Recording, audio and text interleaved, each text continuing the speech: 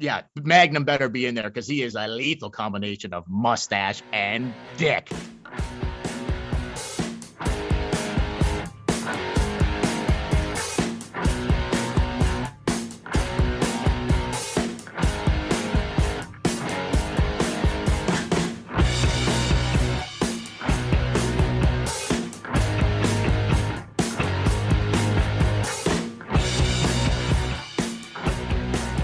Welcome to the Tip In Maple Leafs podcast. I'm Chad. I'm Dale. On episode 123 tonight, we look back at a crazy game between the Maple Leafs and the St. Louis Blues. We got more Leafs in COVID protocol. Marner, Mitchie returns to the lineup. Matthews continues to set records. And we got a couple segments this week. We got Wet Puck or Dry Stick. And of course, we got our tips of the week because there were no tip-ins. So we got a couple tits for you. All this and more on episode 123. Don't forget to follow us on Facebook and Instagram at the Tip In Maple Leafs Podcast, on Twitter at the Tip In Podcast. Email us some questions at the tipinpodcast@gmail.com. We might answer them in our midweek podcast this week. And check out our YouTube page, Tip In Maple Leafs Podcast. Hit like, hit subscribe if you like those videos. So, Dale, how are you? Good, man. Yourself? I'm doing good. Getting ready for the snowstorm here or what? Yeah, here in Central Ontario, we're about to get just bombarded. It looks like everywhere is getting hit with snow. Like if you look at the radar, it's the entire east coast of the United States is just getting bombarded right now. And it's just it's heading up our way. Can't wait to wake up Monday morning. Kids are supposed to go back to school here in Ontario, and Mother Nature's like, fuck that. You guys get one more day. Yeah, I highly doubt that. If the snow ends up happening like they're saying it is overnight, I highly doubt that school's going to be happening tomorrow. But yeah, we'll see. We will see. Fingers crossed. We will see. So the Maple Leafs went into St. Louis, and what a wild game! Yeah, this game was crazy. This game was crazy. I loved it. It was interesting, but little concerning at the same time because we got a trend going here, man. We have a trend going here. Blowing a lot of loads of leads. Well, look, man, 3 out of the last 4 games now we're talking about, they have blown a lead in every fucking game. 3 out of 4. We're getting like, meatloaf territory here. Beyond meatloaf. Last night, they blew it multiple times. Big time. All over. They were blowing it all over the place, left and right. Like they just couldn't hold it in. They would get it there and then blow it. So going back to the Colorado game a week from Saturday night, like a week ago, they blow a lead, 4-1 lead, toast. The Vegas game, 3-1 lead, toast. They lost the Colorado game. They won the Vegas game. The Arizona game, throw that puppy away. St. Louis game, 3-1 lead. See you later. Like, it was back and forth all night in the St. Louis game, but you couldn't have felt at any time. Okay, the way this is not trending in the right direction as far as the letting the teams back in. Like, what would you be pinning this on right now? Just to let, like, what is it? What is the reason why? Okay, going into the what was the record? 17-0 at one point in this season, going into the third period with the lead. Now It's like that's not what happened in the St. Louis game. That lead, evaporated well before the third period. It was back and forth all night, but dude, like when they had a lead before, usually before the COVID pause or whatever the fuck, usually you felt like they're going to lock it down. They might give up one, maybe, but they're going to win this game. They're going to lock it down. Now, that's not the thought process, is it? No, it feels like they're always going to let the team back in. I don't feel comfortable with the lead right now. Although, how could you? The trend has also been getting up early. Like getting up on multiple goals early in the game. And then that I find that's more difficult than if late in the second they secure a 2-3 goal lead. But going up in the first 10 minutes, 3-1, I don't know. It seems like a recipe for there's just so much time on the clock. The other team's going to come back.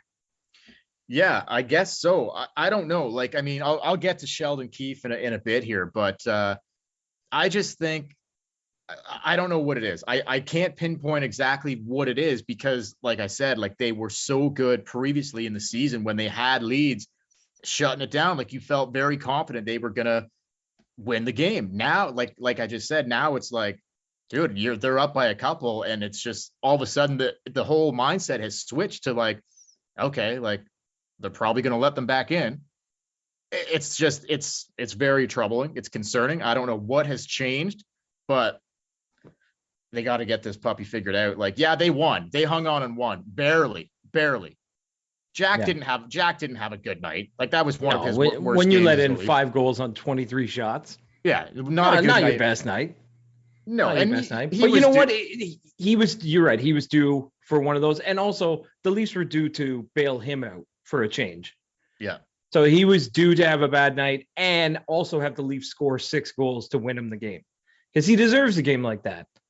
No, he's I played agree. all season. But anyway, let's get into the game. It was a hot one. I'll go through it here, but just off the top, like listen to this. So it was 3-1 Leafs after the first period.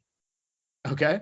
So the Leafs scored 3 in the first, the Blues scored 1 in the first. In the second period, the Blues scored 3 and the Leafs scored 1. And then in the third period, the Leafs scored 2, the Blues scored 1. And that was it. But it was, we got a little bit of a, what do you call that? So seesaw? Is it a teeter-totter? What goes up and back and forth? I'm pretty sure those are the same thing. Same thing? Okay. Well, it's been a while for me, man. Teeter-totter and a seesaw? Yeah. Teeter-totter. Okay. So we had a little bit of a teeter-totter. Okay. So this was such a weird game because it was exciting, a lot of goals, all that, but didn't love the defensive play again. And I didn't love Jack's play. I didn't think Binnington played that well either, although the Leafs ended up putting 40 shots on net. St. Louis only had 25 shots, right? That's the thing. Like you said, Campbell lets in 5 goals on fucking 25 shots, right?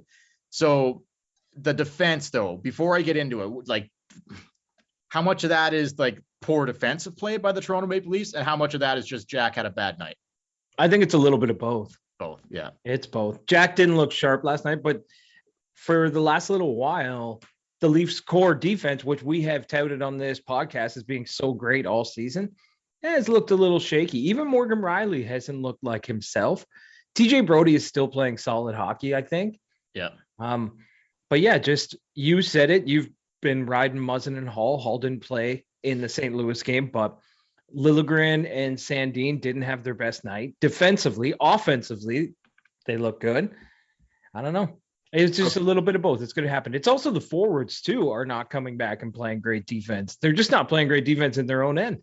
I agree. Okay, so before we go then into the what happened in this game, like more Leafs and COVID protocol, right? So how many is that now? So we had Cache, Hall, and Richie. I think there's only 2 guys that haven't gone into protocol yet. The Brunt and Austin. That's it.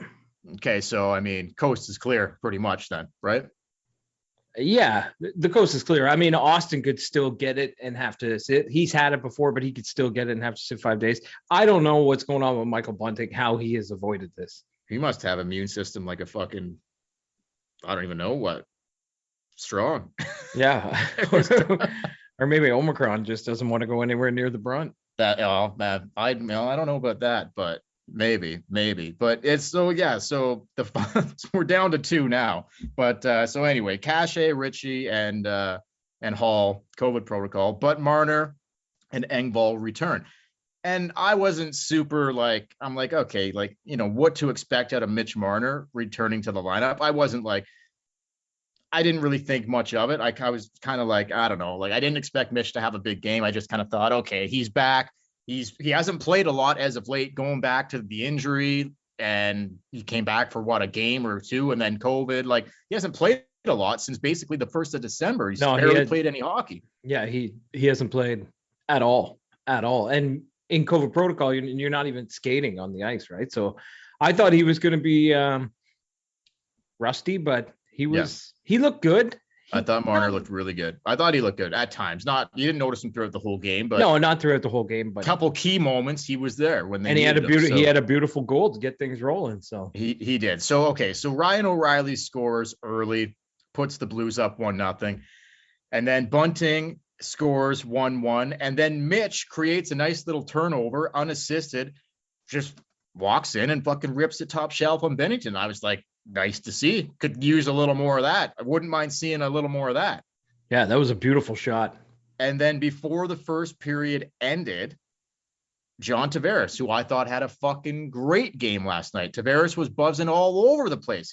I thought, had struggled in the couple previous games.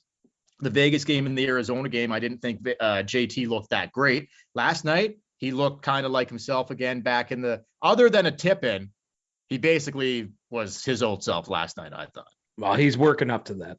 It's coming. You could see last night on the power play, I kept thinking this is going to happen. It's going to fucking happen. It didn't happen, but it's coming soon. It's coming soon. Next game. But anyway, so he pops one in for his 15th to make it 3-1 Leafs after the first period. And I'm thinking, okay, looking pretty good here. Let's see what's up. Very similar to last Saturday against Colorado. They came out early lead after the first, whatever. But first intermission, like I heard Ralphie and T.I.T talking, and they were like little, they're like, you can't feel comfortable with a 3-1 lead right now because look at their play as of late. And they were bang on the money. So we go into the second period. And St. Louis puts up a couple quickies in the first 5 minutes. Ryan O'Reilly, Brandon Saad, and it's 3-3 just like that. But then, our boy rocks into this game. He's playing up the lineup. He's not playing on the bottom D pair. He's playing with Muzzin because Hall's out for the COVID protocol. Kodo Prots, Hall's out. So what do? They say, yo, Timmy, Magnum, here's a razor. Why don't you get in the shower, kind of shave her down a bit, but keep that mustache. He says, good idea. Okay. So that's exactly what he does. He's got all trimmed down, but the mustache is nice, out and beautiful. As soon as I saw that, I'm like, okay, something special. It's so bushy. That's great. It's such a veteran mustache. We're watching the game. I'm watching the game last night. My wife's like, it looks like 3 mustaches on top of each other. Like she said it looked like 3 Austin Matthews mustache. Like he's got one, but he's got another layer and then another layer. It's a good 2 inches out from his face. It is a total Magnum mustache. Such a veteran mustache. You would think this guy with that type of mustache, you would think this guy had played in the league for 5 to 8 to 10 years. That is a veteran mustache. That's not a rookie. That's not a rookie mustache. I know, man. It is. I'm not afraid to say it. It's the best mustache on the team. Oh, it is. Without a question. When everything else is nice and trimmed and you can really focus in on the mustache. Yeah, it's beautiful. It is. Yeah, and it's number one. It suits him so well. Oh, it's great.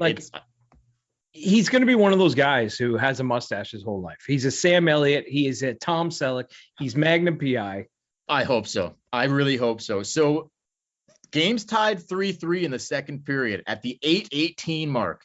Timothy Liljegren lets her rip from the point, and he scores his first National Hockey League goal to put the Leafs up 4-3, and he was loving it. And my, oh my, did the confidence after that. He was looking good before the goal. He scores the goal. The confidence just fucking right to his legs, right? Like he looked best game as a Leaf, probably. He looked awesome, man. He looked fucking awesome. He was doing everything out there. He was hitting guys. He was making plays. He was down low in the offensive zone. He was all over it. Yeah. All over it, man. Timothy Liljegren. And he started like with Jake Muzzin. Mm-hmm. He got the assignment. After he scored on Twitter, Justin Hall started trending. And I was like, what? He's not even playing. And then I'm clicking. It was just people basically tweeting, see ya, Hall.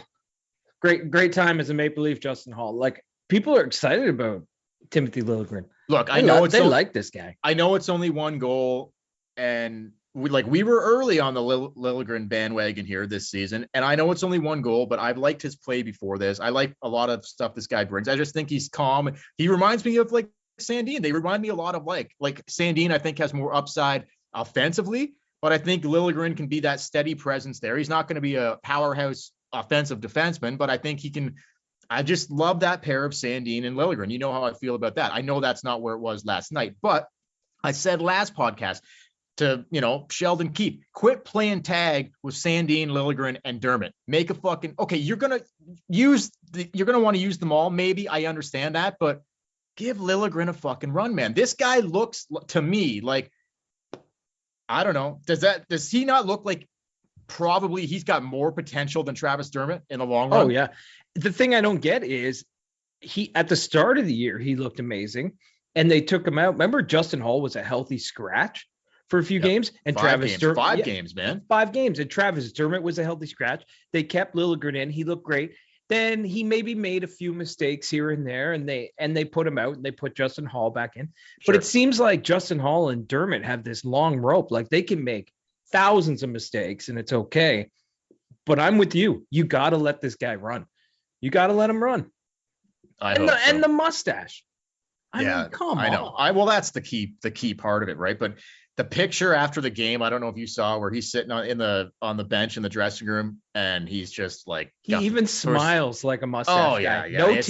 No teeth, just a grin stash. Absolutely great. So congratulations, Magnum, on your first NHL goal, first of many, I'm sure, and just an overall awesome game, I thought, by Timothy Liljegren, one of their best defensemen last night, I thought, for sure. And let's get this going, Tip It Nation. Like, everybody refer to him as Magnum. I want it to get to the point where we hear guys on the team or broadcasters refer to him as Magnum, and we can all know it started right here on the Tip and Maple Leafs podcast. Well, I don't like, he keeps this play up. I don't think we're too far away from the Domers getting tossed on the ice when they're back with fans in the crowd at the Scotiabank. Like, I can see it happening, man. Yeah, like, it could totally happen. I can definitely see it happening. Yeah. But anyway, he'll just pocket those for the right time. He'll just scoop all those up and pocket those Magnums for the right time. He'll take those Magnums for the right time.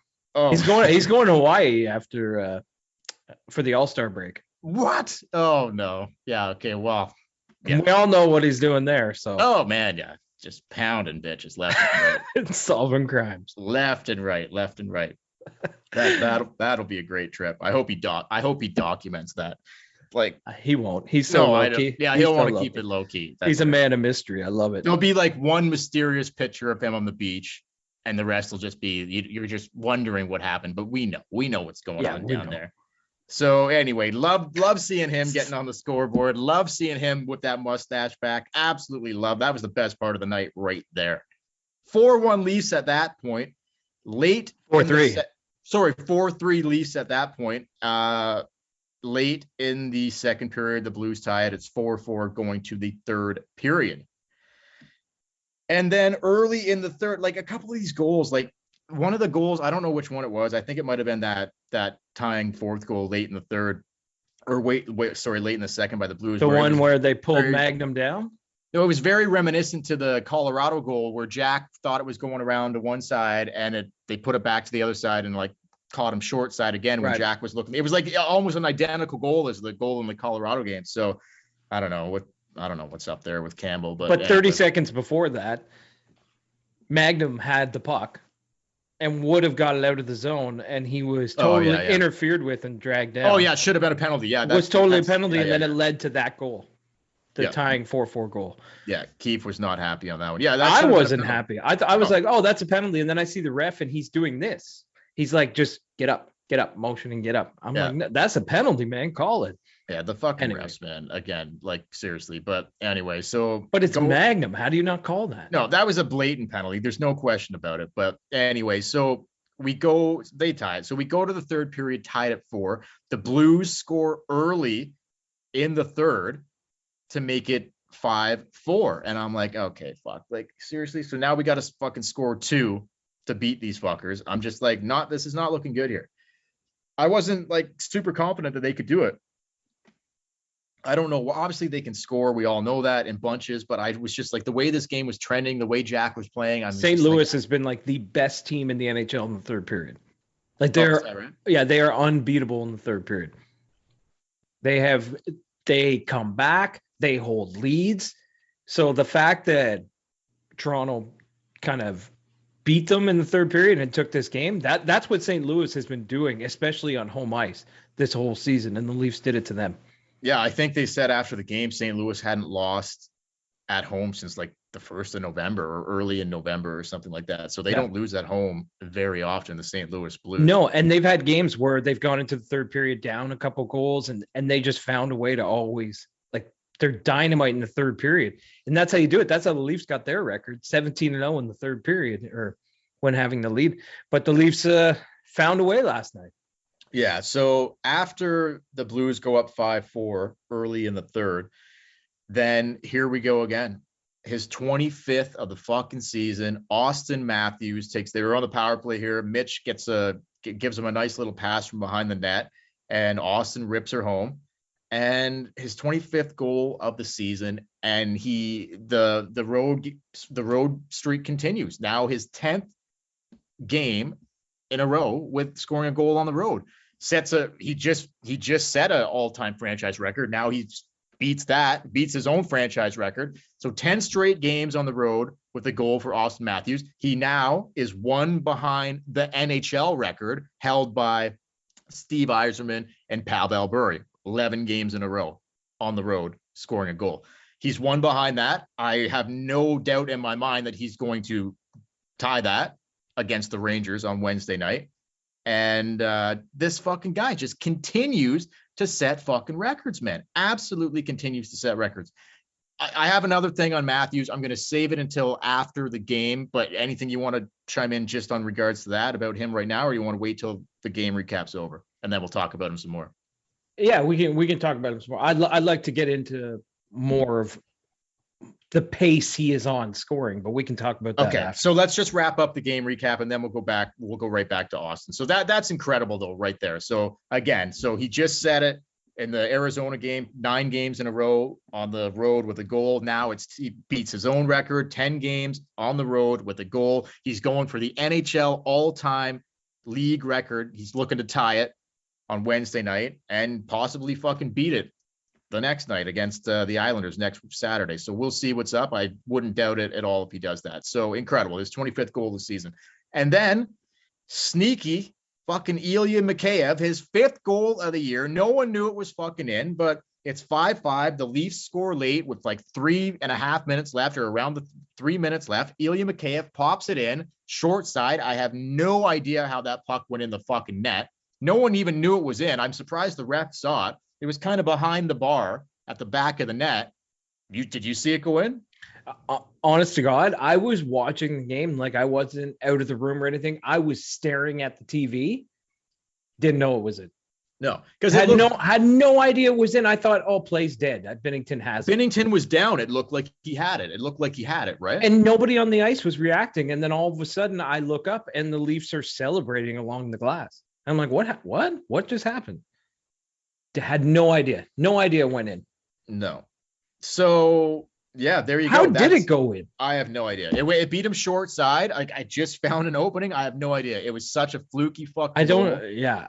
Even watching the replay, I'm like, I still don't remember seeing the puck go in. But it went in. It was in the net. Oh yeah, it went in. That's one Binnington wants back.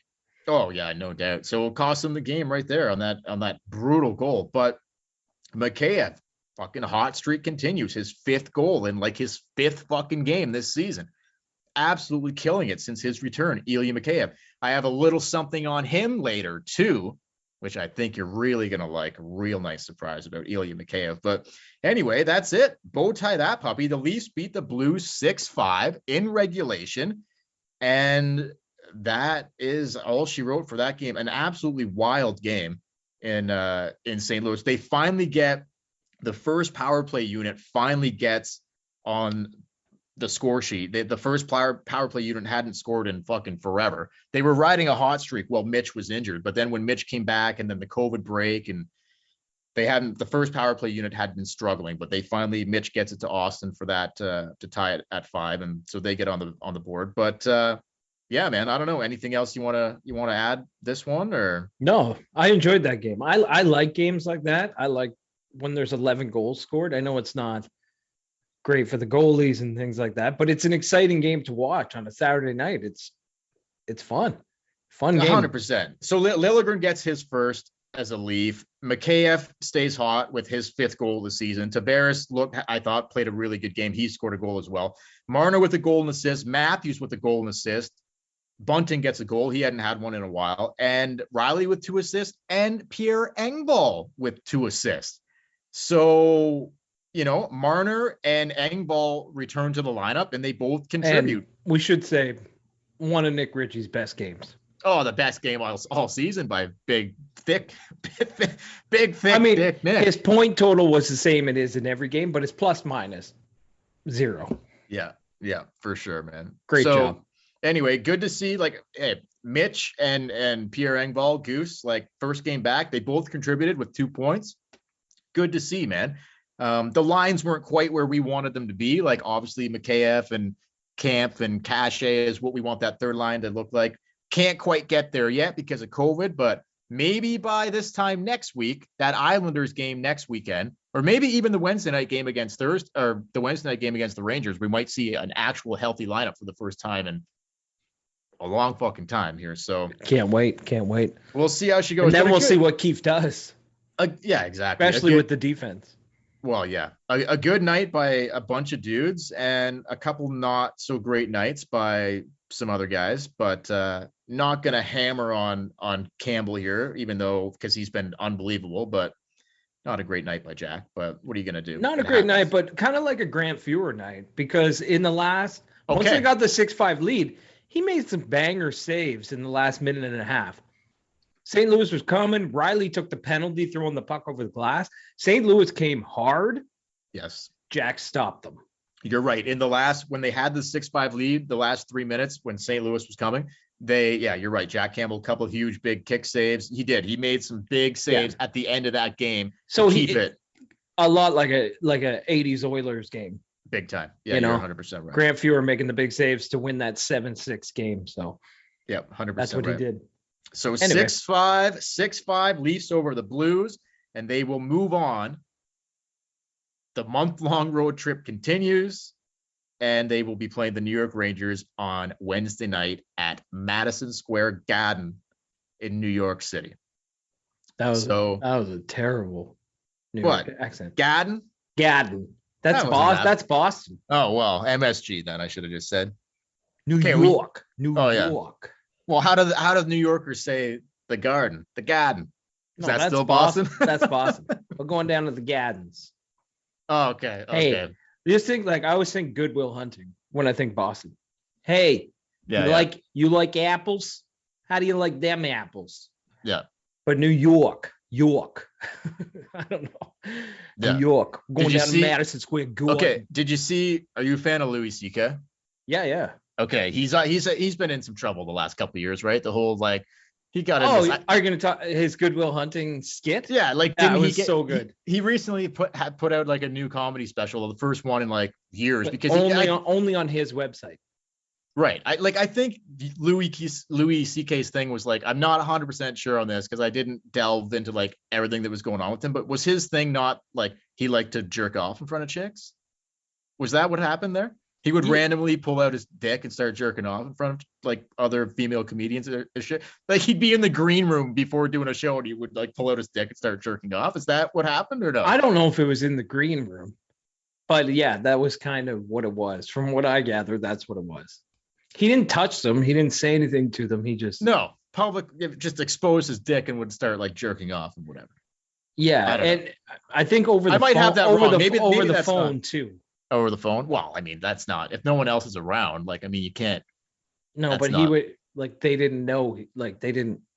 He didn't call them and tell them this is what I'm doing. He would just do it. Right? Is that illegal? I don't think. I don't know. I don't know what's illegal. Bottom line is everybody fucks up, and he was back with a special, but it's only available on his website because no one will touch him and no one will pick it up. Right. But he did a skit on Goodwill Hunting. I saw it on YouTube. It's good. Yeah. He's talking about the exact thing you were talking about, where Matt Damon comes. How do you like them apples? Yeah. And or no, but he says, "Do you like apples?" Yeah. And Louis C.K. is like, "What if the guy said no?" And he's like, "Because Matt Damon wrote the fucking movie." Yeah. The guy said yes. He's like, that whole scene is screwed. If he walks up, he's like, "Hey, buddy, do you like apples?" And the guy's like, "No." And the guy's like, well, you gotta like apples. He's like, "No, I don't like them." Yeah.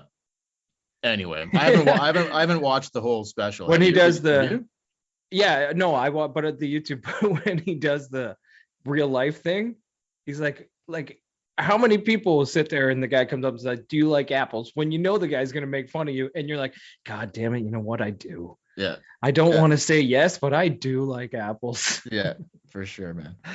Yeah, it's good. It's good. He's a good comedian. Yeah, he's a good comedian. I thought he was funny. Whatever. Who hasn't pulled their dick out and started jerking off in public once in a while, right? Not me. Happens. No, well, it Pee Wee happens. Herman did it back in the day. Yeah, and he survived that. He was in Well, that was in a before movie theater. He was in a movie theater. Still, an adult. No, he was in like an adult movie. I know, but masturbating. you still can't do that. What's the point of them then? Well, so everybody in there is doing that? I've never been in a. I don't know. I've never gone to like a movie theater where they're playing adult porn and you're sitting there with other dudes watching like the big screen of porn. But I would imagine but listen, if I was to, I wouldn't be offended by a dude jerking off because like what do you think? Like, do you? Okay, you would. Let's say you walk in and the theater's pretty full. Yeah, that would be like, weird. What do you do if the guy's 3 seats away from you? Like, you're not offended by it because you get it, but you also don't want that happening right beside you. No, and I would imagine that those theaters would be spread out. Like, a couple guys would pick the corners and maybe one in the middle and whatever. But yeah, have you ever seen oh god, what's the movie with Leonardo DiCaprio, Matt Damon, Jack Nicklaus, Mark Wahlberg, The Departed? Departed. You remember he meets him in one of those theaters? Jack Nicklaus tells Matt Damon to meet him in the adult theater, and he goes in, and he doesn't know it's Jack Nicklaus, and he's like pretending to jerk off, and then he stands up like he's gonna come in Matt Damon's face. He turns around and he's like, ah, and then he's like, ah, and it was just a joke. That's good. Classic. That was a good movie, man. I like that movie. It's a great movie. Scorsese. I think that was Scorsese's like first Academy Award was that movie. Oh, I've seen that movie like 50 times. I love it. No, I know, but some of the movies couldn't remember the name, but I love some of the movies that Scorsese has directed over the years, and like he had never won an Academy Award up until The Departed. It's a little fucked up. He was nominated a bunch of times, but anyway, Scorsese is fucking incredible director. But anyway, him and Leo. Yeah. Oh yeah. So we'll get back to hockey now. Yeah. Yeah, so let us know your thoughts on. I don't even think those theaters exist anymore. There's no like adult. You can't go into. You can't go into. I'm sure you could find them somewhere. I don't know, man. I don't think so. I'm almost positive you can find them somewhere out there. They are like there. Small like hick towns or where. Like I couldn't even think. No, I bet like if you went to Vegas or New York or. You could find one in some shady area. It'd be a small theater, maybe 40, 50 seats. Right. And they'd still be slamming out the old. Maybe you might be right. Like I know, okay, like I haven't lived in Toronto in a few years now, but like more than a few years now. But like, Toronto, I don't recall having cinemas like that. Adult. No, they had the private booths. They had the booths here scattered throughout. Every now and then there would be the booths, right? I think those are a thing still all over the place. I don't think the booths are like.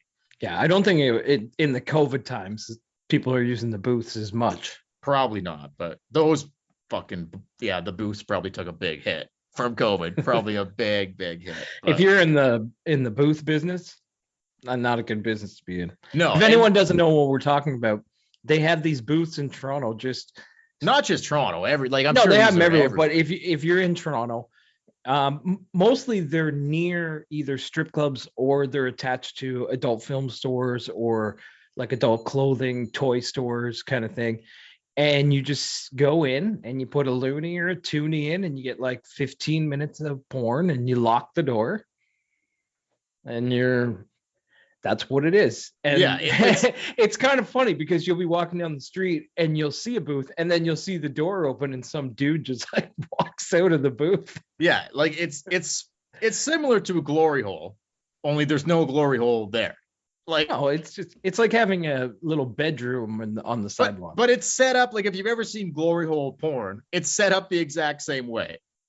Only there's not a hole in the wall that you can stick your dick through. No, it's a little hole to watch the movie. Yeah.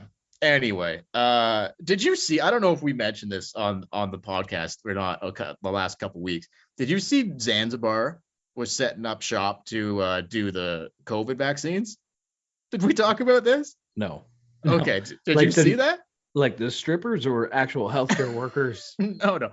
They were using Zanzibar as a spot to go and get your boosters or go and get your whatever the fuck for COVID. Like this was is this to get men to be like, no, I don't know. Like, I don't think there was like stripping going on at the time. Like, I think they were doing it during the day. They were just, for whatever reason, they were using Zanzibar as one of the spots. I have no idea why. I thought it would be like, because, guys are like, I'm not getting vaccinated. And then they're like, you can get your vaccination at Zanzibar. And then they could go to their wife and be like, you know what? I've changed my mind. I think it's a good idea to get vaccinated. So I'm going to go down this afternoon. I'll probably be back around midnight. I'll have to look into it more to see what it was about, but I'm pretty sure it was just like they were using the location as just a place to, no strippers, nobody around, like lights on, middle of the day, you walk in to get like your shot. They were just using it as a place, which is fucking weird. You'd think they would pick another fucking place, but yeah, man, I'll have to get back to you with more, but I know for sure that I saw this story that was like on the news where like, yeah, Zanzibar at these days at this time, go to Zanzibar, get your fucking boosters, get your COVID shots. It's all good. All right. But yeah, I'll find out a little more about that. But you dig deep. Why don't you go down there, check it out? I don't think they're doing it anymore, unfortunately, but anyway, so okay, Austin Matthews, man. Look, this fucking guy. Good segue. Yeah, well, you don't think he's had a fucking afternoon or two at the old old Zanzibar? He's more a brass rail guy. I'm not sure about that. With that mustache, I don't know. That's true. I don't know. That's true. Him and Lily, I think, probably just, they just go wherever they want to go. They're probably up and down fucking Yonge Street, back and forth. Dude, I haven't got any further news on the brass rail, but I'm pretty sure it's like, I don't know if it's over now. If it's not over now, it's going to be over. I told you, but yeah, it's closing. It's going to be closing, which is so fucking sad, but yeah. Oh, well. Anyway, condos. That's what we need. More condos, less strip clubs. Like, think about it, Peter. Fuck. Yeah, we don't need housing. No, we don't need housing for all these people. We need. Well, it's basically right at Yonge and Bloor, right? So you can imagine like a redeveloped fucking condominium at that intersection, what it's gonna fucking cost for fucking people. Like, just keep the fucking chicken wings and the strippers, and let's fucking go. Like, let's just keep it. Keep some fucking character in the fucking neighborhood. Anyway, all right.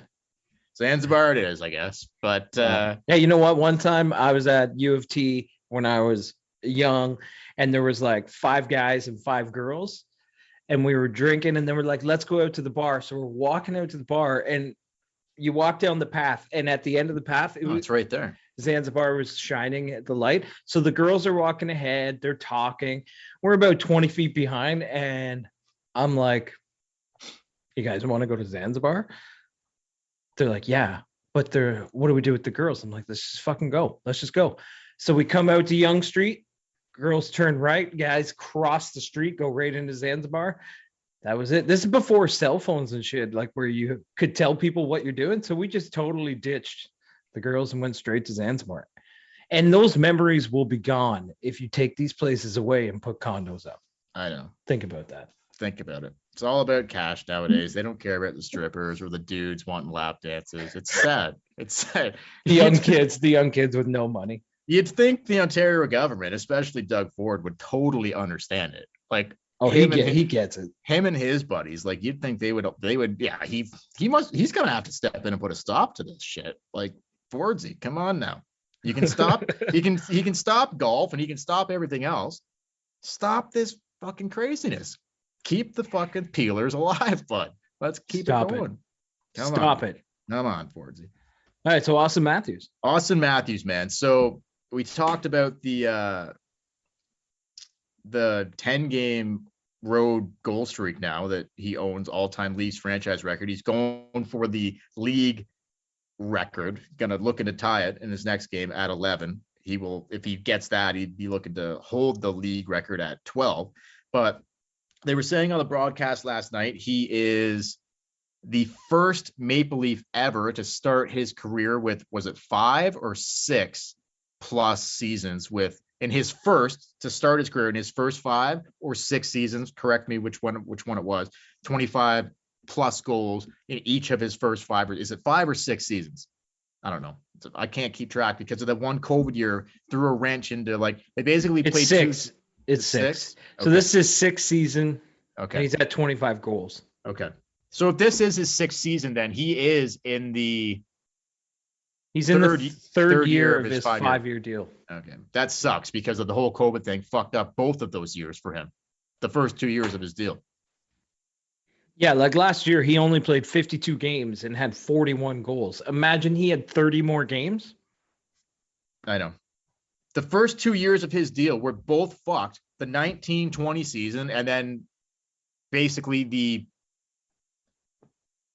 whole 2021 season. 2021 season. And this year, this is what I wanted to talk about. He's only played 33 games and he has 25 goals.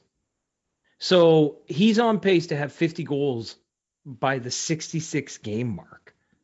Like, man, he is going to, if he keeps his pace up, he is going to shatter Rick Vaive's record. Like, it's not going to be he beats it by a goal. He's going to hit the 60 goal mark.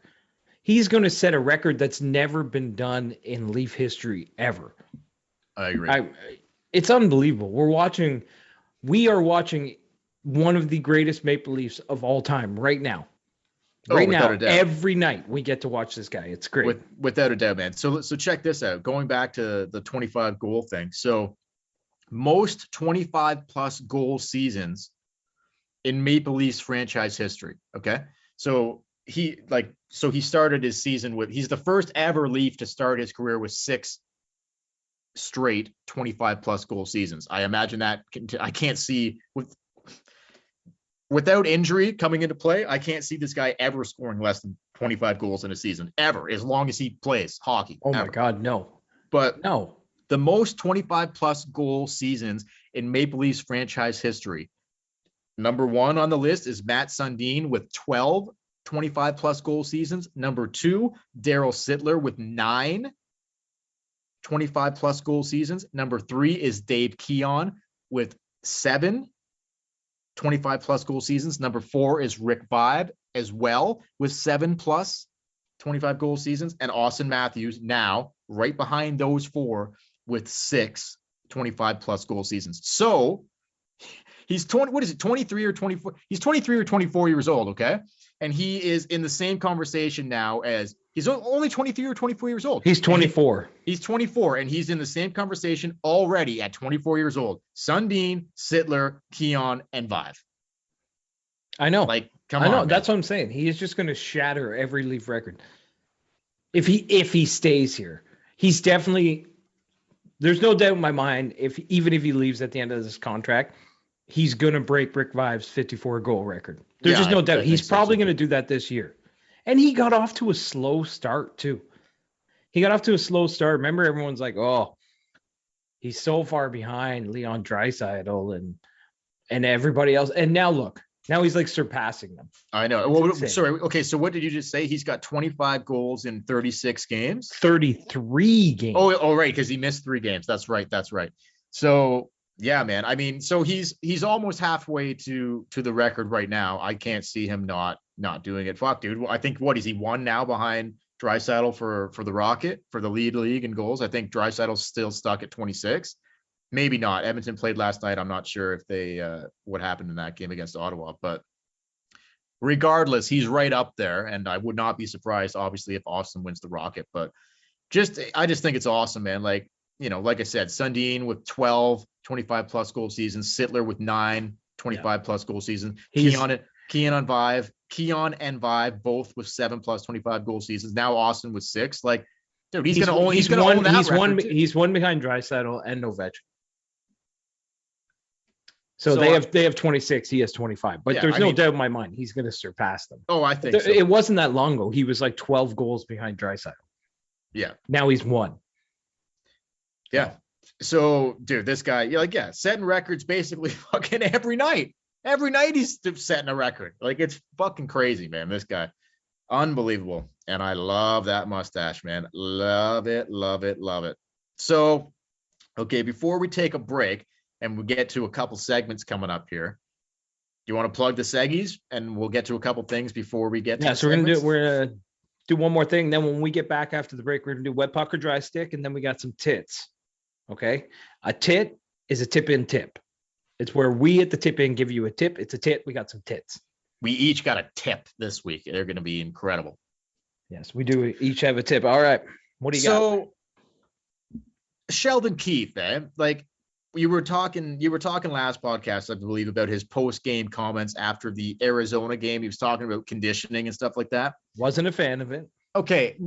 I went back and listened to that, and I kind of took it as not a knock against them, as like, I kind of took it as it like he was talking about like them coming out of COVID. And like, as the, like, I don't think he was being like, oh, they're not like, you know, these guys are not conditioned like they should be. Well, I kind of read into it as like, they're not conditioned and this is why. Like, he wasn't knocking them, their conditioning. I took it as like, I know what you mean. He did. You know what I mean? He did mention that. He did mention because of the pause and because of everything. But right. I just took it as like almost as like it should be expected that their conditioning is not where it should be because of like we just had 2 weeks off. Everybody had COVID. Like, I didn't take it as like a knock against the guys. That's how I took that. Yeah, I kind of took it as the not a knock against the guys, but as an excuse as to why they didn't beat the last place team.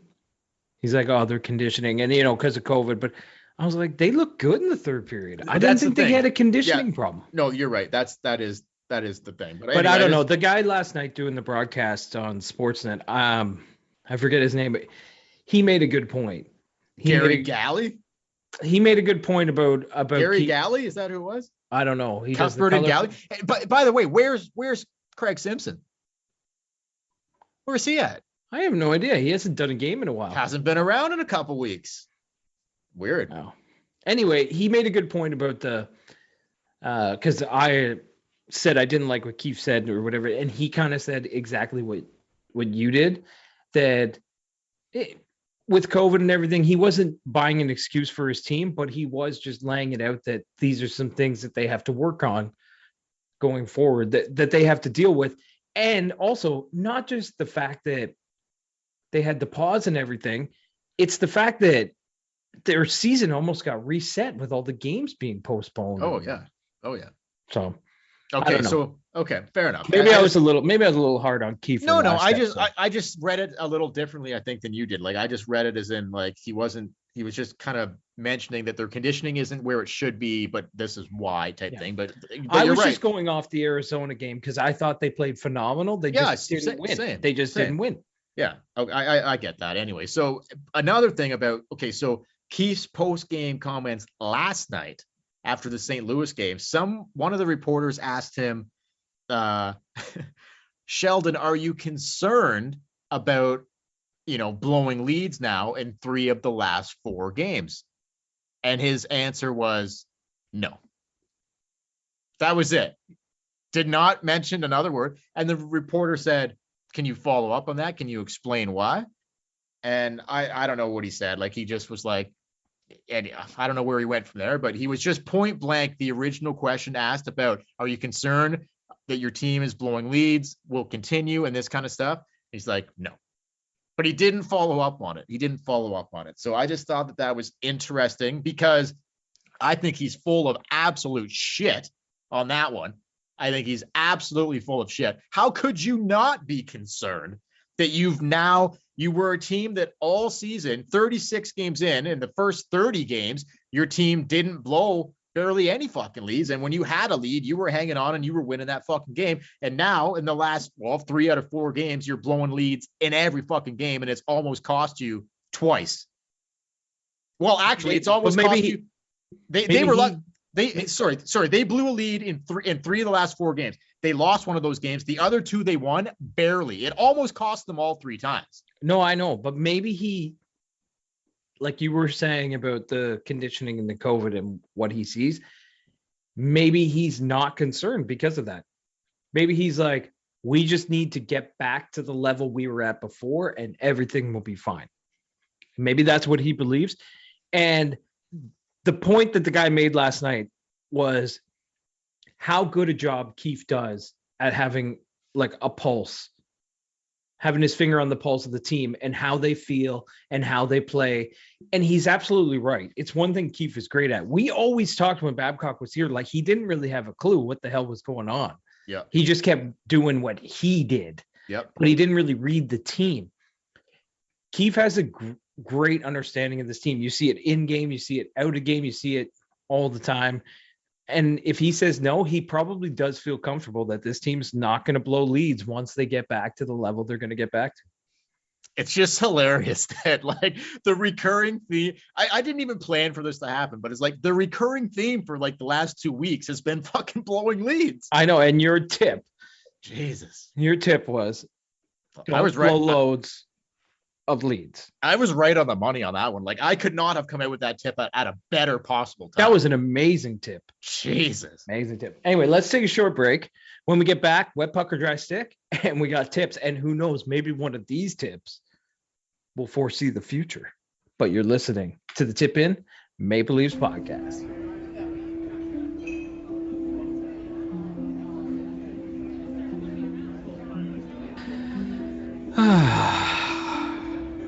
Chad, what's the matter? Well, Dale, I guess I've just been feeling a little down, because like I love podcasting, but I find there's something missing. There's got to be something else that I love other than just podcasting. Chad, wipe those tears away. There's only 2 things I know how to do. I never get down. I love podcasts just as much as you. The second thing I love is porn, but not just any porn, specifically Brazzers.com. Brazzers.com? That's right, Brazzers.com. What is it? Take a little sneak peek at Brazzers.com. Why don't you bring it up right now? I can't look at this on my computer. Is there any way I could watch it in private on my phone? Absolutely. Privacy settings galore. Brazzers.com has all your pornography needs. Well, this is great. I am so much happier now. Brazzers.com. Thanks, Dale. You're welcome, Chad. Brazzers.com. All right, we're back.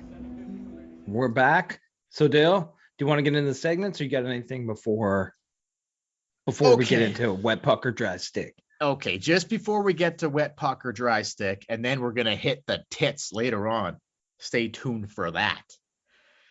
I got a couple little tidbits of information for you before we move on.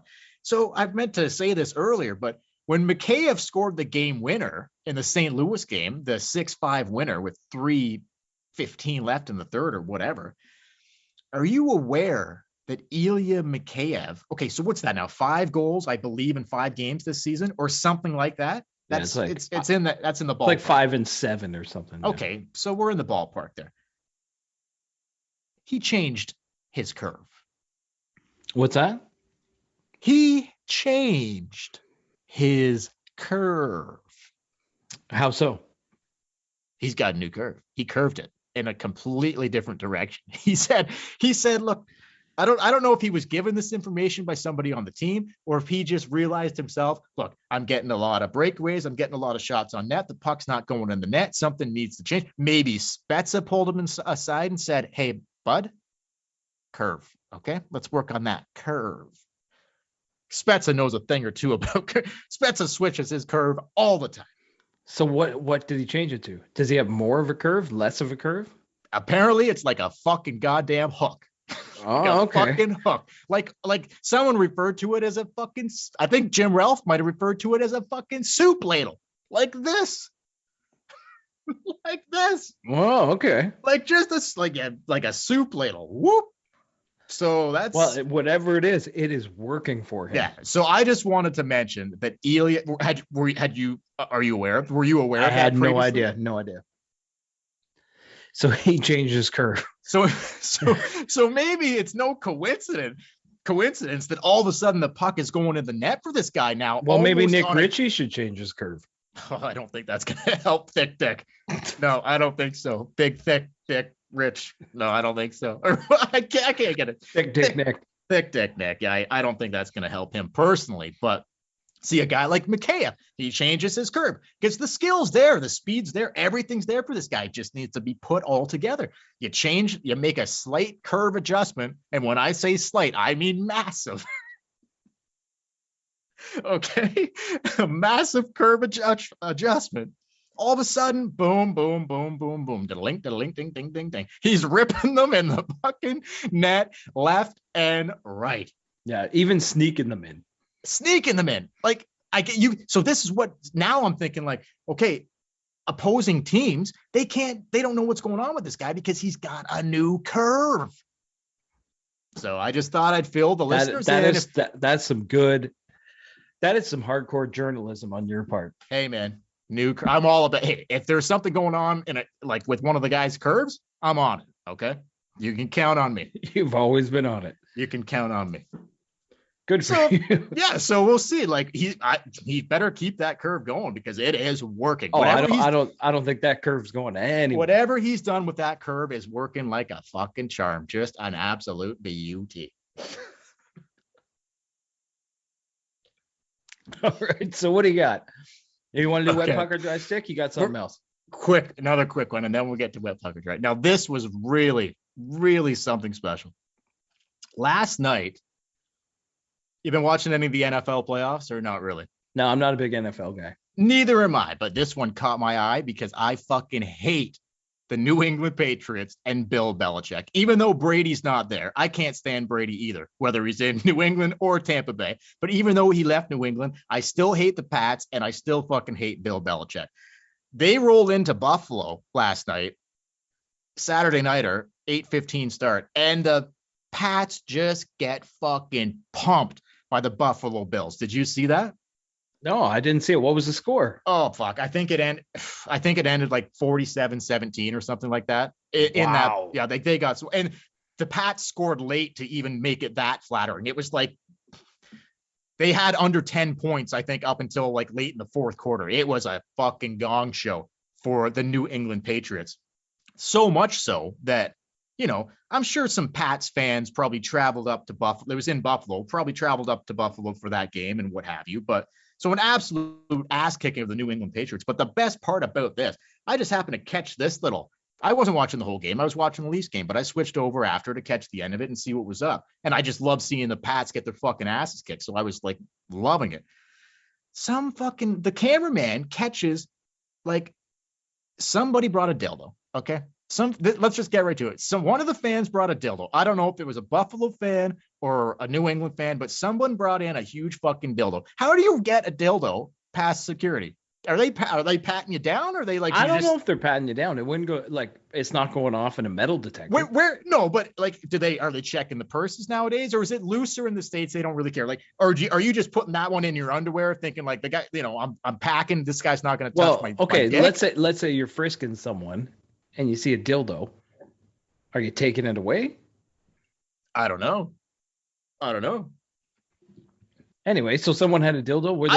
Were they just sitting in the stands holding it? No. Here's what happened.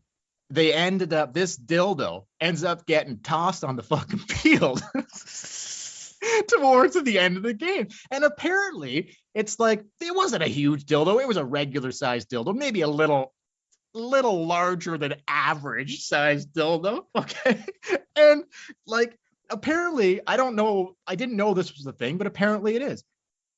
Apparently, Bill Belichick, like people that don't like Bill Belichick can maybe call him Bildo. Bildo is in like, because he's a fucking massive dildo. Yeah. Okay. I get it. So they threw it at him?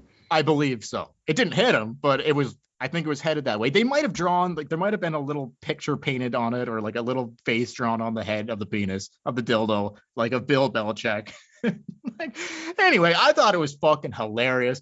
I don't watch a ton of football, but I every now and then, like, enjoy the playoffs and all that shit. I don't think I've ever watched a game where I've seen a fucking dildo launched on the fucking field.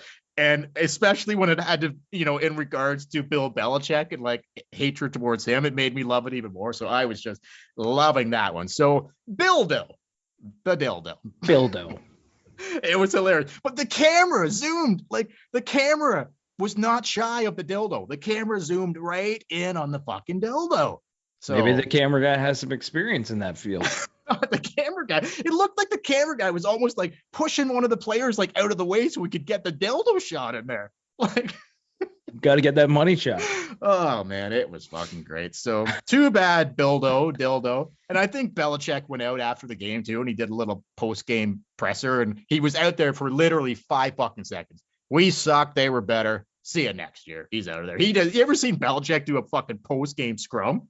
When they lose, when they win, it's terrible. When they lose, it's even fucking worse. That guy. Well, he is terrible. Have you ever seen him do post-game media? I have, yeah. He is brutal. Guy's got a fistful of Super Bowl rings. Yes, he does. And a mouthful of dildo. That is a perfect segue into, ladies and gentlemen, it's time for Wet Puck or Dry Stick.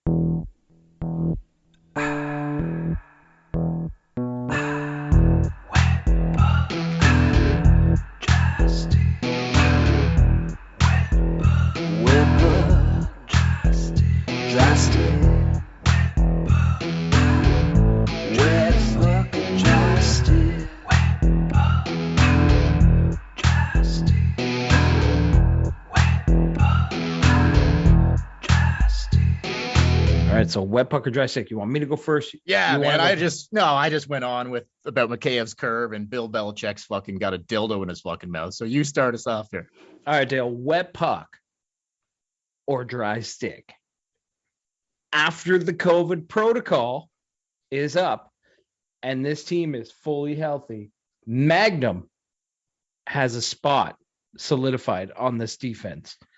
Wet puck or dry stick? Wet puck. Don't even have to, without hesitation. Absolute wet puck. I think they would be absolutely insane at this point in time not to. Let me ask you this one, Chad, before you give wet puck, before you say wet puck or dry stick on the same question. Who's the future on that blue line? What two guys are the future on that blue line? Sandine and Magnum. Wet puck. What else do I need to say? No, it's wet puck. It's not Hall and it's not Dermott. I'm sorry. It's Sandine and it's Liljegren. So that's the future of this blue line. Those two guys right there. And some prospects that we can get into another time. But right now, it's those two guys. It's wet puck. Big time. Wet puck. I'm wet puck too. I'm wet puck too. I'm done playing tag with Dermott and all that shit.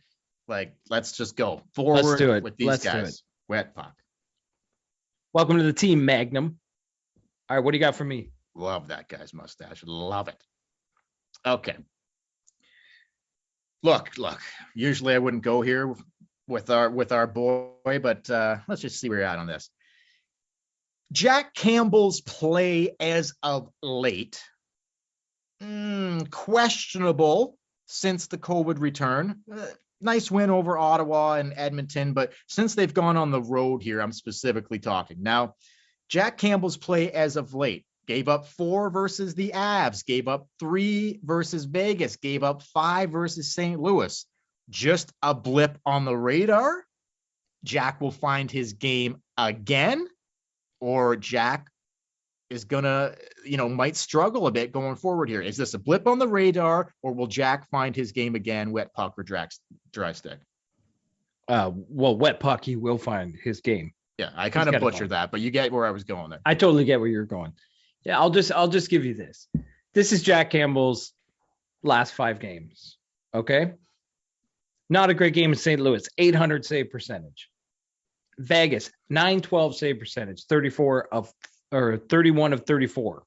31 saves, 34 shots. He was impressive. Yeah, 912's league average. Yep. Colorado, 898, little dip. Yep. Two 933 save percentage, and the game before that, a shutout against Ottawa. Yeah. So he really hasn't been that bad in the last. No, those two games back at home against Ottawa and Edmonton were great, but since they've come on the road here, there has been a dip. When's he given? Right. Has he given up a 5 spot all season, or was last night the first time? It may have been the first. It may have been the first time. If he has given up a 5 spot, Colorado. He gave up 5 against Colorado. They lost in overtime, 5-4. Okay. So two of his last 3 games. Yeah, he hasn't looked good on 2 of his last 3 games. He's looked average on this road trip. But do I think Jack Campbell, this is going to be him from now until the end of the year? No. God, no. And I think the team in front of him needs to get their legs going and get things going. So wet puck, Jack Campbell's all right. Okay? Yeah. He's okay. Jackie boy. I got no issues with Jack Campbell. I got no worry in the world with this guy. Yeah, I agree. Jackie boy. I hate to even that I put him in there, but love this guy.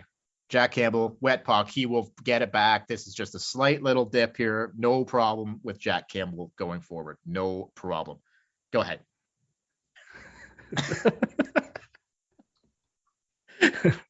So why did you even ask? I just wanted to see what your thought, because he's let in 5 goals twice in his last 3 games. It could be a little concerning. Maybe needs to change the curve. No, that's right. Like, there is some concern there, but not enough for me to think that he won't be able to find it again going forward. That's all I'm saying. And that's what you're saying too, right?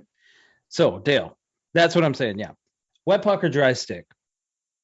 William Nylander has solidified himself as the number 2 man on this team next to Austin Matthews. And he's basically pushed Mitch Marner out. Mitch Marner has 23 points in 27 games. Not terrible, not great. Willie's 36 points, 36 games. He's a point-a-game player on pace for a career year. Is William Nylander now the second best forward on this team? I'm leaving John Tavares out. I'm just doing Austin, Willie, and Mitch. Is Nylander the guy? Is he the guy now? Wet puck or dry stick? Okay. So I'm sorry. What did you say? Marner has 23 points in 27 games, and Willie's got 36 games or 36 points. Now Marner's had an off season. Yeah, that's fair. You know, he hasn't really got going, and he still managed to put up 23 points in 27 games. And he's only 13 points behind Willie, really. Yeah, he's only 13 points behind, he's played 9 less games. So is the question here, is William Nylander the second best? Okay, not including Jack Campbell. Is William Nylander the second? What's the question? What's the question here again? Is William Nylander the second best forward on this team? Everyone before would say Austin Matthews, Mitch Marner. Is it Austin Matthews, William Nylander? Man, like, this is so tough because I see JT have a game. Like, when JT's on, he's really on. We haven't seen a lot of Willie like disappearing before. Like, he doesn't go a lot of stretches like he did in the past where he would go, disappear for 5 games. He's usually, you notice him every night. Okay. So let's put it this way then. Has William Nylander taken the step from great player to star player? Oh yeah, definite wet puck. Like, I would go as far to say as, look, not to hesitate answering your question, but like, do I think William Nylander is the second best forward on that team? To not sit on the fence, I think probably yes, I would go wet puck. I would say for sure wet puck that I think William Nylander is without a doubt the second best goal scorer on the team. I'm going wet puck on that. Is he the best winger on the team? Oh, come on. Wet puck. All day wet puck. Yeah. Like, I got more than Mitchie? Right now, I believe so. Yes. I just think I think just different players, different I'm looking more goals here and sniping and what Willie's done to contribute offensively this season. He's right there. For me, yeah, it is. Like, JT, well, you said no, we're not including JT here, right? Or we are. Yeah, I was kind of leaving JT out because he's kind of on he's on an island. He's older, he's a veteran. But when everyone talks about this team, they talk about McDavid and Draisaitl, Matthews and Marner. Yes. Maybe Matthews and Nylander. Okay, so then to without beating around the bush and without sitting on the fence, to answer your question, wet puck, yes. William Nylander, 100% is the second best forward on that hockey team next to Austin Matthews. I'm going wet puck. What do you think? I'm going wet puck. I'm going wet puck. That his play speaks right for now. itself. Right now he's the best winger on the team. His play speaks for itself, dude. It really does. Absolutely. He's having a career year. Now Mitch could totally turn that into a dry stick by going on a run here. Okay, well, that leads me into my next question then. A direct tie-in, almost a 2-parter, and we didn't even talk about these before we went into it.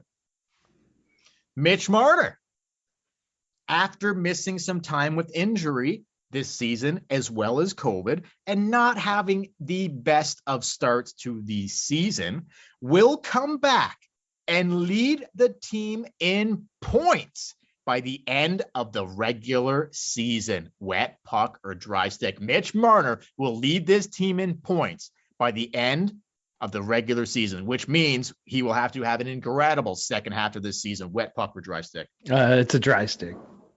I don't see it happening. I just don't see. He's got 23 points. Austin has 40. Mitch could rip off 4 a night for the next 3 games in a row. He could, but I'm going dry stick. The way his season's going, I just don't see it happening. Next year, he could lead the team in points. This year, it's just not his year. So you think he's just going to continue kind of on that straight, like fucking Oh, line? I think, you don't I think see he's gonna have some hot stretches and he's gonna go, but I don't see Mustache or Willie slowing down anytime soon. And he right now is, he's almost 15 points behind both of them.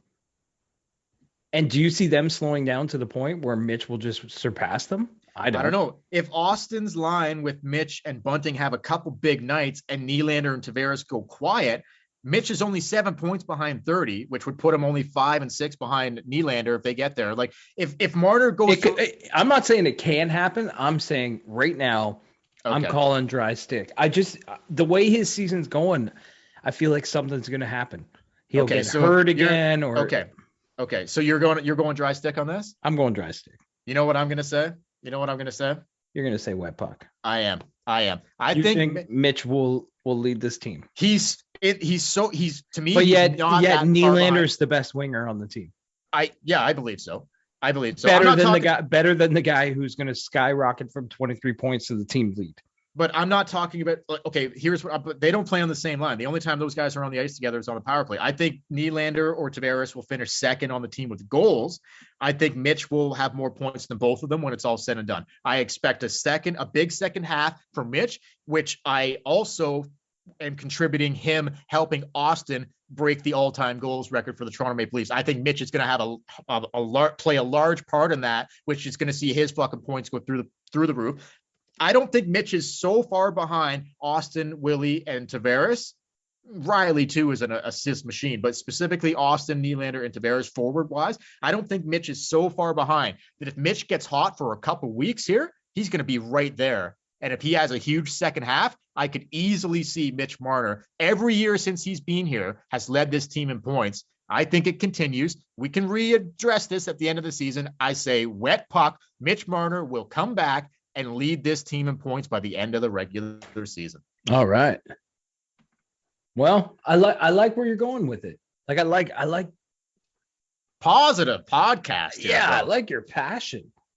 Like your passion on that one, bud. Sticking up for little Mitch because we ripped him hard in the beginning of this season. So I'm sticking up for Mitch. He has one good game against the Blues, and now I'm back on the bandwagon. So we'll see what's up. We'll see what's up. He goes quiet. That's true. That's true Leaf fan passion. We fucking hate everything. One good game, we love it. He goes quiet for a couple games here. Next weekend, just back in the doghouse. But as of right now, I think he's going to end the season leading the team in points. So we'll see. Well, we'll come back. We will come back and talk about this wet puck or dry stick at the end of the year. Okay. And see who called it right. You got anything left? No. Okay, I got 2. I got one more and then a bonus. Okay, let's do them quick. Okay. On the blue line, after Morgan Riley, Rasmus Sandin will finish with the second most points amongst Leafs defensemen this season, ahead of TJ Brody and Jake Muzzin. Wet puck or dry stick? Ooh. That is a good one, but my answer is... Hang on. Before you answer, let me tell you right now. Brody has 11. Okay, Riley has 31 points, killing it since the contract. Brody has 3 goals and 8 assists, 11 points. Muzzin has 1 goal and 10 assists, 11 points. Sandin has 9 points. He's only 2 behind Brody and Muzzin. What do you think on that one? Wet puck or dry stick? Second behind Riley, Sandin will finish ahead of Sandin and Brody with points. Okay. How many does Sandin have right now? You said Brody has 11. Brody has 11 points. Muzzin has 11 points. Sandin has 9. They have each, Muzzin and Brody have each played, Isn't that crazy how far ahead Riley is? Yeah, he's like, he's tripling them both, tripling. Yeah, he's got 31 fucking points. He's got 27 assists. He leads the team in assists. Morgan Riley, man, absolutely ridiculous. Okay, But, I'm gonna say wet puck. And just so you know, Sandin has played 5 less games than both Brody and Muzzin, and he's only. I was just going to say that he's played less games, and I'm going to put an asterisk beside this. Keefe has to play him. Well, yeah. Like, I mean, yes, if he plays the games, he's definitely going to surpass them and be second on the team. Brody's not a big point guy. Muzzin can pick up points, but really, next to Riley, who's the best offensive defenseman on this team? It's Sandin. Sandin, sure, for sure. So he should be number 2. But if for some reason getting into the playoff push and things like that, Keefe feels that Hall and Dermott should play over Liljegren and Sandin, he probably won't get there. Okay. But you are a wet puck. Oh, if he plays, yes. Tentatively a wet puck. Yeah. If that's the right word, I think it is. Yeah, I'm a wet puck. I'm a wet puck if he plays. I think down the stretch here, now you're chasing. You're chasing the Florida Panthers. You're chasing the Tampa Bay Lightning. You need to solidify who's in the lineup every night, and let's fucking go. Quit playing tag, like I said earlier. Pick the best guys, and let's fucking go. That includes Rasmus Sandin, in my eyes. Wet puck. I believe he does finish second behind Riley on that blue line with most points. And look, like, the future is bright with Sandin and Liljegren. I love both of those fucking kids on that blue line. Love them. Sandin, get a fucking Muzzy in there, and we are in business, baby. Oh, he's got a baby face. That's going to be a while. Well, Liljegren can teach him. Liljegren can teach him. What's your bonus? Special. A bonus wet puck. Special bonus to end the segment. Ready for this one? Listen closely, folks. Listen to this. Mike Babcock and John Tortorella will both get sick of not getting any head coaching offers. These guys are dry sticks right now, okay? Babcock and Torts will both get sick of not getting any head coaching offers in the NHL, and they will decide to start their own hockey league next season, called the CSHL. What does CSHL stand for? Wet puck or dry stick. Oh, you want to know what the league's going to be called? Yeah, I want to know what. The Babcock and the Tortorella League, because these guys aren't getting a sniff in the NHL nowadays. They're going to start their own league, the CSHL, the Cocksucker Hockey. the Cocksucker Hockey League. Okay. So you're asking me two teams, just Torts' team and Bab's team. That's it. 2 teams. So you're asking me, will Mike Babcock and John Tortorella start a league called the Cocksucker Hockey League, have 2 teams? First of all, they're going to find 50 players who want to play in the Cocksucker Hockey League for these 2 coaches. I don't know about play each other every night. That might be high. There might not be that many. Well, they got to fill out a roster. And you're asking me wet puck or dry stick? And you think there's any answer other than dry stick?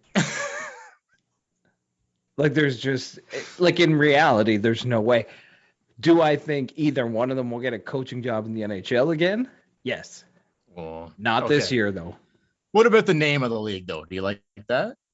If they were gonna do it, let me rephrase that. If Mike Babcock and John Tortorella were gonna start their own league outside the NHL and call it the CSHL, the Cocksucker Hockey League, is that the right name? Would that be the right name for the league? Wet puck or dry stick? Oh, that wet puck, that would be the right name. That's how I should have. So Babcock's team would be the Grinders. Big time. And Tortorella's team would be fuck off Brooksies. That's right. Why don't you fuck off, Brooksy, all right? Brooksy, you ever been in a fight? Why, you threaten me? No, I'm just asking. You ever been in a fight? Fuck off, Brooksy. Yeah, that's what I'm saying, Brooksy, all right? Why don't you fuck off, Brooksy, all right? Why don't you just fuck off, Brooksy? Torts. Torts will definitely get a job before Babcock. Anyway. Let's close up wet. That's a wet puck or dry stick. Now we're going to finish the show hot. Our new segment, the tits. Tip in, tips. So here we go. We got some tips for you. It's time for the tits. Tips. And now for the porn. So first I want to lay down on the counter, and what's going to happen is I want to take just a moment and I want to make myself nice and wet. And you know what else? I always like to use that wonderful porn. Oh gosh, look at that. I love that. Delicious. I can go all the way to the bottom and not make a mess of my nice, pretty pink. Whoop, whoop. But you know what? Now it's taste time. Tips. All right, Dale. I went first. You go first. Because I think you have 2 tips. No, I just have one tip. Okay, 1 tip. We each got 1 tip for you. So, You want me to go first? yeah, I want to hear your tip. I'm really Okay. excited about this. Okay. In light of recent developments over the last week or so with the Toronto Maple Leafs, I would like to give a tip this week that I really think needs to be implemented into their play going forward. Okay? Listen up, boys and girls, but boys. Listen, you need to stay hard. Do not let it get soft. You need to stay hard. Do not let it get soft. Get where I'm going there? I Get get where where. I'm going Yeah, there? no, I get it. I get it. In light of recent developments, that's what I'm saying. Keep it hard. Don't let it go soft. Okay? Do you get what I'm saying there? Yeah, I get it. I get it. Keep That's it the- hard. That's the tip. Keep it hard. Don't let it go soft. Basically, you got to keep pumping. You got to keep penetrating. You got to keep it going. Keep it hard. Do not let it go soft. That's in light of recent developments. The whole leads and all this and letting them back in and baby loads and all that stuff. Let's keep it hard. Don't let it go soft. Think about that one going forward, boys. That is the tip this week from Dale. I like it. I like that. That is a fine tip. I don't know if it's as bang on as don't blow loads of leads, but No, but it's, same. It's in the same vicinity. yeah, no, it's good. It's good. My tip for you, my tip in tip, and this basically just goes to the coaching staff of the Toronto Maple Leafs. And maybe if ever in your life you come across a person like this, but basically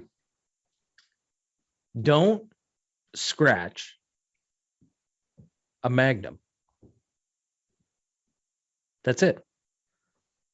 Don't scratch a Magnum. You have a Magnum on your team, you play it every night.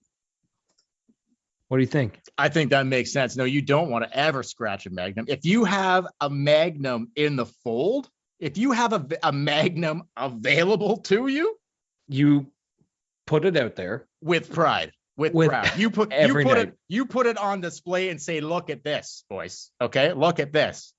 Okay, I can't believe you don't want any part of this. I can't believe how many nights this year we had a Magnum and we left it up in the press box. We didn't whip it out. I know. Now you combine a Magnum with a mustache. Oh my God. Lethal combination. There's your podcast Now- title. You're welcome. Lethal combination. That's it. Bonus tip. Have you watched the new MacGruber show? I have not. I have Oh not. my God. I love Will Forte though. He's the best. I Okay. think he's hosting SN. Oh, I think Yes, he's hosting SNL. And everybody, next week we are going to do a special top 5 SNL cast members of all time. So tune into that. So Will Forte, he plays MacGruber. If you've seen the movie's hilarious. Now he has a show. So I watched the first episode. It finally became available in Canada. I watched the first episode. Here's a tip for you. He's in prison. He gets out of he's in prison for killing the guy from the movie. He gets out of prison and the general is sleeping with his wife. So there's a scene where his wife and the general are going at it and then they finish and he's sitting in the corner in the dark, and he claps, and then he stands up, and the general's like, I'm sorry you had to watch that. And he's like, I don't care if you put your penis in my wife's vagina, but put it in her heart too. And then he walks out. That's awesome, man. You have to watch it. It is so good. That's awesome. I am gonna watch it. I 100%. Oh my God. I don't laugh very often at watching things. Like a lot of people are like, oh, I laughed out loud. I don't really laugh out loud at things. I honestly laughed out loud at this. That is hilarious. So I don't care if you put your penis in my wife's vagina, but put it in her heart too. Okay, good tips this week. I like those tips. You just queued up next Saturday or next weekend where you're going to be doing the top five, a Saturday night 5 of our top 5 SNL cast members of all time.